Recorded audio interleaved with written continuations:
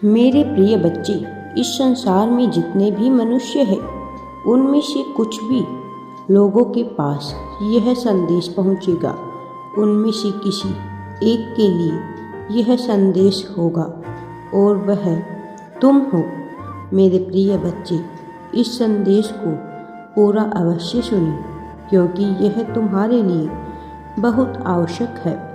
मेरे प्रिय, जब मनुष्य पर ईश्वर की असीम कृपा बरसती है, तब इस संसार में कुछ भी संभव हो जाता है। जिसे लगता है कि उसकी जीत कभी नहीं हो सकती, वह भी जीत जाता है। जिसे लगता है कि वह जीवन भर गरीबी में जिएगा, वह अपने कुल में सबसे अधिक समृद्ध बन जाता है। ऐसा व्यक्ति जिसने अध्यात्म का नाम भी ना सुना हो, वह भी ईश्वर की कृपा के अधीन हो जाता है। मेरे प्रिय, तुम्हें यह संदेश मिला है क्योंकि तुम अब विजय हासिल करने वाले हो, और इसलिए इस संदेश को सुनना पूरा। तुम बहुत ही सौभाग्यशाली हो, क्योंकि तुम पर अब ईश्वर की कृपा बरसने वाली है। तुम्हारे जीवन में अब वह घटित होने वाला है जो उसकी कल्पना तुमने की थी, और जो तुम्हारे जीवन में बहुत पहले घटित हो जाना चाहिए था। जिसका चुनाव ब्रह्मांड कर लेता है, उसके लिए वह स्वयं ही मार्ग प्रशस्त करने लगता है। जब तुम पूरी तरह से चिंता में डूबे हुए और अपने भविष्य का जरा भी विचार नहीं कर पा रहे थे, उन क्षणों में तुमने अध्यात्म का सहारा लिया। तुम ईश्वर की गोद में आना चाहते थे, और उस क्षण ही तुमने बेहतर और इष्टिक चुनाव किया। भले ही तुम्हें अभी यह समझ ना आ रहा हो, किंतु आगे चलकर तुम यह देख पाओगे कि तुमने पहले जो बीज बोए हैं, वह कितने बड़े वृक्ष के रूप में हो चुके हैं। ऐसे वृक्ष जिनकी शाखाएं, पत्तियां, फूल और फल तुम्हें जीवन भर लाभ देने वाले हैं।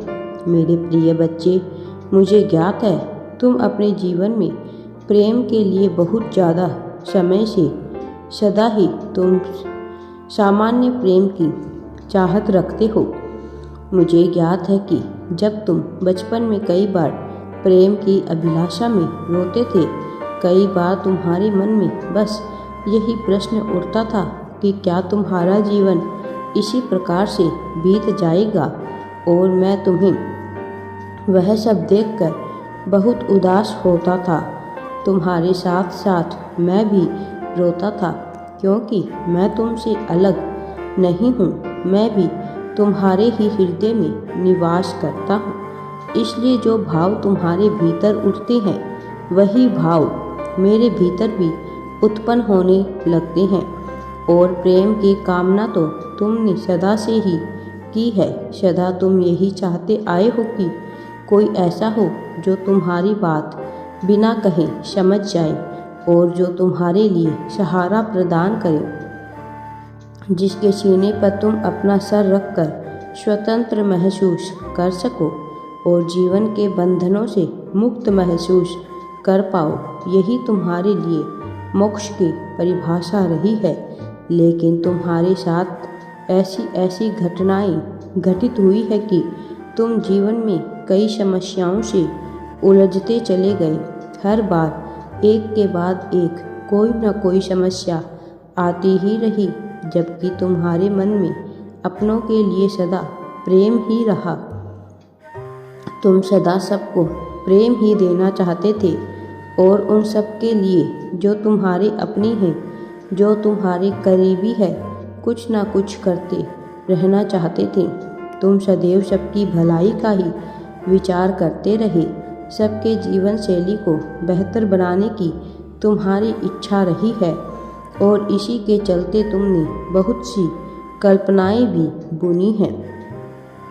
ऐसी कल्पनाएं जिसमें तुमने अपने जीवन को बहुत बेहतर ढंग से देखा है, और न केवल अपना जीवन बल्कि अपने से जुड़े हुए सभी लोगों का जीवन तुमने बेहतर करने की कोशिश की है।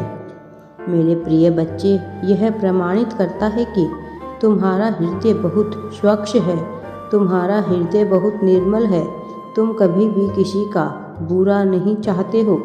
मेरे बच्चे, मैं जानता हूँ कि अभाव में बहुत सा समय बिता दिया है तुमने और सदा ही किसी न किसी का प्रभाव भी तुम्हारे जीवन पर पड़ता रहा, लेकिन एक सटीक उचित फैसला तुम कभी ले ही नहीं पाए।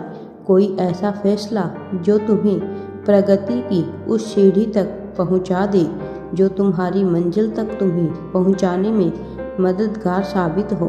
लेकिन समय बदलता है, दौर बदलता है और सुख दुख एक चक्र की तरह होते हैं। मेरे बच्चे, तुम्हें इन सब से घबराना नहीं चाहिए, बल्कि मुझ पर पूरा विश्वास बनाए रखो। बहुत सा समय तुमने दुख में बिता दिया है, लेकिन अब वह पहिया घूम चला है, अब चक्र घूम चला है। अब बारी दुख की नहीं है, अब तो सुखों की बारी है। तुम्हारी कल्पनाओं को सच करने के दिन आ चुके हैं। वो दिन करीब आ गए हैं जब तुम्हारी कल्पनाएं सच साबित होगी, जो सकारात्मक और उन्नति से भरपूर रही है। मेरे प्रिय बच्चे, तुम्हारे जीवन में डर एक अभिन्न हिस्सा रहा है। बचपन से ही तुम अपनी कई बातों को खुलकर कह नहीं पाते थे। चाहे तुम कहीं भी रहे हो, हर माहौल में तुम्हारी बात या तो दबा दी गई या तुम अपनी बात झिझकवश खुल के कह नहीं पाए। किंतु चाहे जो भी रहा हो, उसका तुम्हें नुकसान उठाना पड़ा है। वह प्रवृत्ति तुम्हारे भीतर कहीं ना कहीं नासूर बन के बैठ गई, जिसकी तुम्हें हानि उठानी ही पड़ी है। इसलिए मैं तुम्हें यह बताना चाहता हूँ कि तुम्हें किसी भी परिस्थिति में भयभीत नहीं होना है। तुम्हें कभी भी यह विचार नहीं करना है कि सामने वाला मनुष्य तुम्हें लेकर क्या सोचेगा। तुम केवल अपने कार्य को दिल खोलकर करते जाओ और जो भी समस्याएं आएं उसका सामना करने की पहल करो। तुम पहल करोगे तो मैं तुम्हारे सामने ऐसे अवसर बना दूंगा, ऐसे मार्ग खोल दूंगा, जिससे तुम्हारे जीवन में आ रही बाधाएं समाप्त हो जाएगी और तुम्हारे जीवन में किसी प्रकार के रोड़े ना उत्पन्न हो। मेरे प्रिय, तुम्हारा समय बदलने वाला है। आने वाली अगली कुछ दिनों में तुम्हारे लिए बहुत ही ज़्यादा निर्णायक साबित होने वाले हैं, क्योंकि इस दिनों में तुम कुछ ऐसा देखोगे जिसको देखने का सपना तुमने बचपन से ही देखा है। मेरे प्रिय, शायद तुम्हें इसका ज्ञान ना रहा हो, लेकिन मैं तुम्हारी हर गतिविधि पर नज़र बनाकर रखता आया हूँ और ऐसा करना आवश्यक था, क्योंकि यदि समय के पहिए को घुमाना है, यदि काल चक्र के पहिए को घुमाना है, तो व्यक्ति की गतिविधि पर ज़रूरत से ज़्यादा निगाहें डालनी पड़ती है। उसके मनोभावों को जांचना परखना होता है। उसके मनोभाव से वह सभी भाव बाहर निकलने पड़ते हैं जो भाव विभिन्न परिस्थितियों में उसके भीतर दब गए हो। और तुम्हारी सभी गतिविधियों, सभी भावों का आकलन करने के बाद मैं यह बात बड़े गर्व से कह रहा हूँ कि तुम्हारा हृदय बहुत ही स्वच्छ है। तुमने कभी किसी का बुरा नहीं चाहा है और ना ही तुम कभी किसी का बुरा करने की कल्पना करते हो और ना ही तुम ऐसा कभी करोगे। मुझे इस बात पर गर्व है मेरे बच्चे। मैं हमेशा तुम्हारे साथ हूँ। मेरा आशीर्वाद सदैव तुम्हारे साथ है। राधे राधे जी। वीडियो पसंद आए तो लाइक, शेयर एंड चैनल को सब्सक्राइब ज़रूर करें।